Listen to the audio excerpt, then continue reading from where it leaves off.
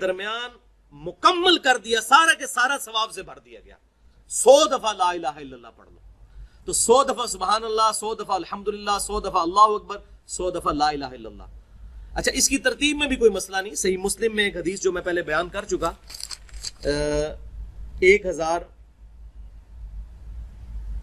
5601 کہ آپ صلی اللہ علیہ وسلم نے فرمایا کہ اللہ تعالیٰ کو یہ 4 کلمات محبوب ترین ہیں۔ اس میں آگے الفاظ ہیں چاہے ان کو آگے پیچھے کر کے بھی پڑھ لو، اس کا ثواب اسی طرح رہے گا۔ یعنی یہ ترتیب ضروری نہیں ہے کہ آپ نے پہلے سبحان اللہ ہی پڑھنا ہے، پھر الحمدللہ پڑھنا ہے، پھر لا الہ الا اللہ یا اللہ اکبر۔ یہ ترتیب کسی بھی ترتیب سے پڑھو تمہیں نقصان نہیں دیں گے۔ یہ صحیح مسلم 5601 نمبر حدیث میں موجود ہے۔ البتہ جو سنت طریقہ ہے وہ یہی ہے کہ تسبیحات کو ہم جب صلاۃ التسبیح میں پڑھیں گے تو سبحان اللہ والحمد للہ ولا الہ الا اللہ واللہ اکبر پڑھیں گے۔ اب ان تسبیحات کو یاد کرنا بھی کوئی مشکل نہیں، تسبیحات فاطمہ سب کو آتی ہیں، 33 دفعہ ہم سب پڑھتے ہیں، بس صرف ایک واو لگانی ہے بیچ میں، سبحان اللہ والحمد للہ، اور لا الہ الا اللہ پہلے آ جائے گا، ولا الہ الا اللہ واللہ اکبر۔ لا الہ الا اللہ ہمارا بیسک کلمہ ہے۔ تو یہ 4 کلمات ہیں جو آپ پڑھ لیں گے تو صلاۃ التسبیح کے اندر آپ کو اذکار اویلیبل ہوں گے۔ اب آتے ہیں صلاۃ التسبیح کی طرف۔ ایک دفعہ شوق اور محبت کے ساتھ دروشی پڑھ لیجئے۔ اللہم صلی علی محمد وعلی آل محمد کما صلیت علی ابراہیم وعلی آل ابراہیم انک حمید مجید۔ اللہم بارک علی محمد وعلی آل محمد کما بارکت علی ابراہیم وعلی آل ابراہیم انک حمید مجید۔ بھائیو، صلاۃ التسبیح اہل سنت کی بڑی بڑی 4 کتب کے اندر صحیح سند کے ساتھ موجود ہے۔ سنن نبی داؤد میں انٹرنیشنل نمبرنگ کے مطابق 1297 نمبر حدیث، جامعہ ترمذی میں 481 نمبر حدیث، سنن ابن ماجہ میں 1386 نمبر حدیث، اور المستدرک للحاکم میں صحیح سند کے ساتھ 1192 نمبر حدیث۔ ان 4 کتابوں میں صلاۃ التسبیح کی فضیلت اور اس کا طریقہ موجود ہے۔ اور اس حدیث کو امام ذہبی رحمۃ اللہ علیہ نے بھی صحیح کہا، امام مسلم رحمۃ اللہ علیہ نے بھی صحیح کہا، امام ابو داؤد رحمۃ اللہ علیہ نے بھی صحیح کہا، اسی طریقے سے امام ابن حجر عسقلانی رحمۃ اللہ علیہ نے بھی صحیح کہا۔ اور دور حاضر میں بڑے بڑے جو علماء ہیں، شیخ احمد شاکر رحمۃ اللہ علیہ، شیخ البانی رحمۃ اللہ علیہ، اور شیخ زبیر علی زئی رحمہم اللہ اجمعین، تمام کے نزدیک یہ حدیث صحیح ہے۔ اور آپ حیران ہوں گے، یہ ان چند احادیث میں سے ہے جن احادیث کے دفاع پر محدثین نے پوری پوری کتابیں لکھی ہیں، کیونکہ کچھ لوگوں کو یہ حدیث ہضم نہیں ہوئی کہ اتنی بڑی فضیلت کیسے ہو سکتی ہے ایک نماز کی، اور میں سمجھتا ہوں ہو سکتی ہے، یہ نماز شیطان پڑھنے ہی نہیں دیتا۔ تو کچھ لوگوں نے اس پہ جرح کی تو محدثین نے مستقل کتابیں لکھی اس حدیث کے دفاع پر۔ لہذا الحمدللہ اہل سنت کے تمام محدثین کا، جو بڑے بڑے محدثین ہیں ہمارے اسلاف، ان کا اس پر اتفاق ہے کہ حدیث بالکل صحیح سند کے ساتھ موجود ہے۔ اور خصوصاً امام ابو حنیفہ رحمۃ اللہ علیہ کے جو شاگرد خاص ہیں، اور امام بخاری رحمۃ اللہ علیہ کے دادا استاد ہیں سیدنا عبداللہ ابن مبارک رحمۃ اللہ علیہ المتوفى 181 ہجری، جو بہت بڑے محدث ہیں، وہ اس حدیث جو صلاۃ التسبیح ہے اس کے کافی وہ ڈیفینڈر ہیں، اور اس کے سارے مسائل جامعہ ترمذی میں ان سے نقل کیے گئے ہیں۔ امام ترمذی نے ایک واسطے سے، وہ امام ترمذی کے بھی پردادا استاد ہیں، کیونکہ امام بخاری امام ترمذی کے استاد ہیں، اور عبداللہ ابن مبارک امام بخاری رحمۃ اللہ علیہ کے دادا استاد ہیں، بخاری اور مسلم میں ان سے احادیث ہیں۔ لہذا 481 نمبر حدیث جامعہ ترمذی میں عبداللہ ابن مبارک سے لی انہوں نے سارے مسائل صلاۃ التسبیح کے، سمجھنے کے لیے وہ آج انشاءاللہ ساتھ ڈسکس بھی ہو جائیں گے۔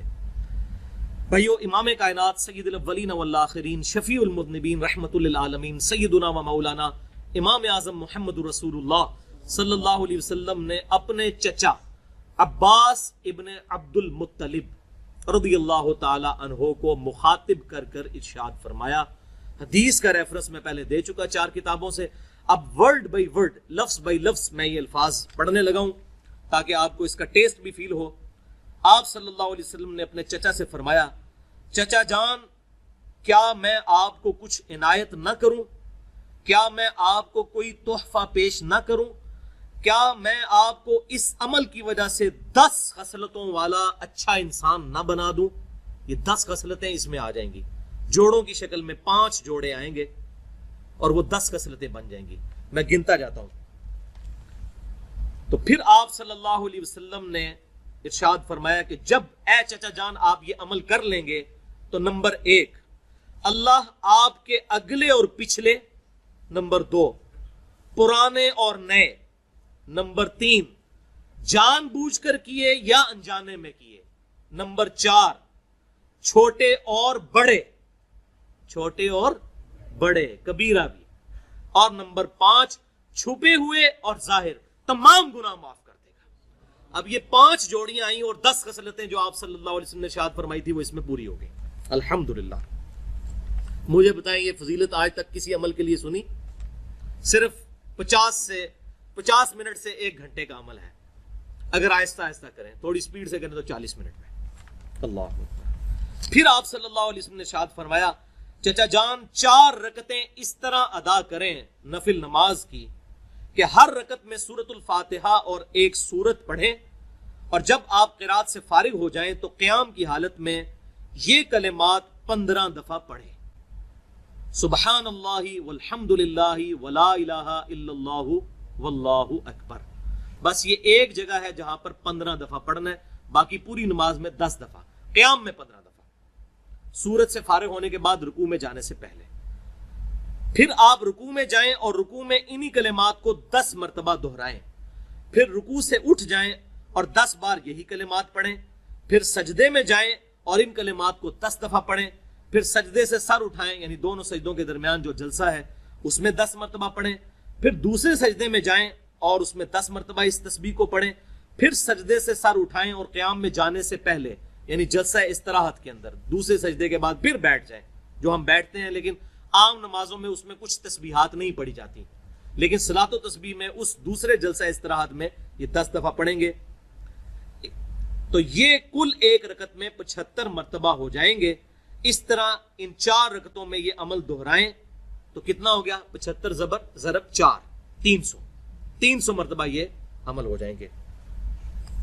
اور پھر آپ صلی اللہ علیہ وسلم نے پھر 5 باتیں ارشاد فرمائی، چچا جان ہو سکے تو یہ نماز روزانہ ادا کریں، اگر روزانہ نہ ادا کر سکے تو ہر جمعے کو ادا کر لیں، ہر جمعے کو ادا نہ کر سکے تو ہر مہینے میں 1 مرتبہ ادا کر لیں، اگر ہر مہینے نہ پڑھ سکیں تو ہر سال میں 1 مرتبہ، اور اگر سال میں 1 مرتبہ بھی نہ پڑھ سکے تو چچا جان زندگی میں 1 دفعہ اس نماز کو ضرور پڑھیے گا۔ اللہ اکبر۔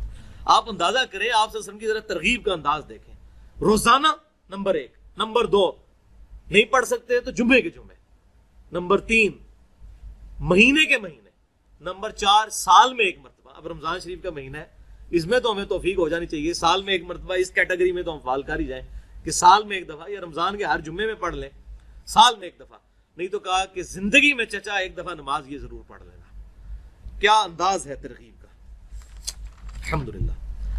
اب اسی کانٹیکسٹ میں آخر میں صلاۃ و تسبیح سے ریلیٹڈ 8 صحیح احکام و مسائل بیان کروں گا، تاکہ اس میں جو اختلافی مسائل ہیں وہ بھی کور ہو جائیں، جو کیوریز ہیں وہ بھی ریزالو ہو جائیں۔ لیکن ایک دفعہ طریقے کو ریپیٹ کر لیتے ہیں۔ قیام کی حالت میں ہم نے 15 دفعہ رکوع میں جانے سے پہلے یعنی سورت ملانے کے بعد اس کو پڑھنا ہے، سبحان اللہ والحمد للہ ولا الہ الا اللہ واللہ اکبر۔ اس کے بعد رکوع میں جانے کے بعد رکوع کی تسبیحات پڑھنے کے بعد وہ آگے آ بھی جائے گا، 10 دفعہ پڑھنا ہے۔ کتنے ہو گئے؟ 25۔ پھر رکوع سے سر اٹھا کر ربنا لک الحمد کہہ کر 10 دفعہ، 35۔ پھر سجدے میں سبحان ربی الاعلیٰ کے بعد 10 دفعہ، 45۔ پھر 2 سجدوں کے درمیان ربی اغفر لی پڑھنے کے بعد 10 دفعہ، 55۔ پھر دوسرے سجدے میں سبحان ربی الاعلیٰ کے بعد 10 دفعہ، 65۔